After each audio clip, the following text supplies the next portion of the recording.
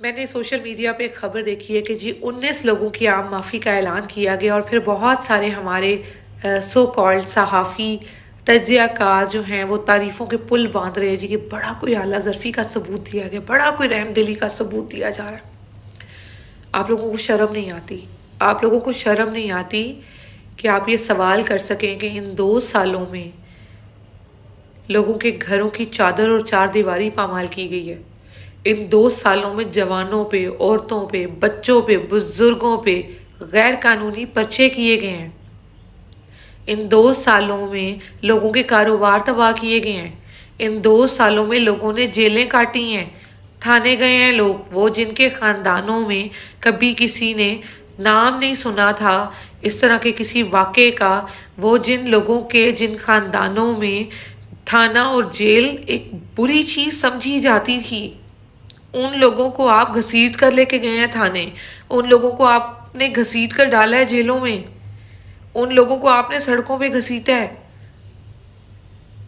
तकरीबन 2 साल बाद 19 लोगों की आम माफ़ी। जनाबे वाला ये एक मजाक है, ये एक मजाक है। लोग इस पे मजीद इश्तियाल में आएंगे, मजीद मजीद बुरे अलकाबात से नवाजा जाएगा। इस तरह के मजाक ना करें अपने साथ। आम माफ़ी का ऐलान हमने देखा था, किया था आपने किया था आम माफ़ी का ऐलान 10, 11, 12, 13 मई को, जिन्होंने एफिडेविट लिख के दिए थे, जिन्होंने पार्टी छोड़ी थी, जिन्होंने कहा था कि इमरान खान से कोई ताल्लुक नहीं है,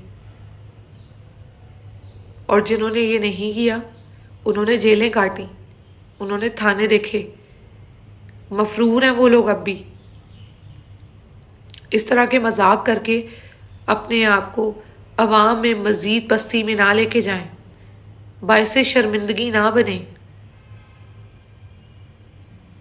सोचें इस बात पे, मुल्क को किसी सही रुख की तरफ जाने दें। अगर आपने आम माफ़ी का ऐलान करना है तो 9 मई से अब तक जितने केसेस किए हैं गैर कानूनी, उन्हें ख़त्म करें। अपनी आवाम के लिए ऐलान करें कि जी हम आम माफ़ी का ऐलान करते हैं, 9 मई से अब तक के सारे पर्चे ख़त्म, ताकि आवाम आपकी तरफ कुछ सोच सके, आपके साथ खड़े होकर कुछ सोच सके।